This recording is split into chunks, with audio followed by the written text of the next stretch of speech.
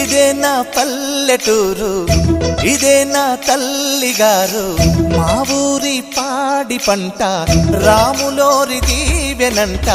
తల్లి గోదావరి నీళ్ళు కడిగె సీతమ్మ పాదాలు, ఊరంతా హాయ్ హాయ్ హాయ్, మనసంతా హాయ్ హాయ్ హాయ్.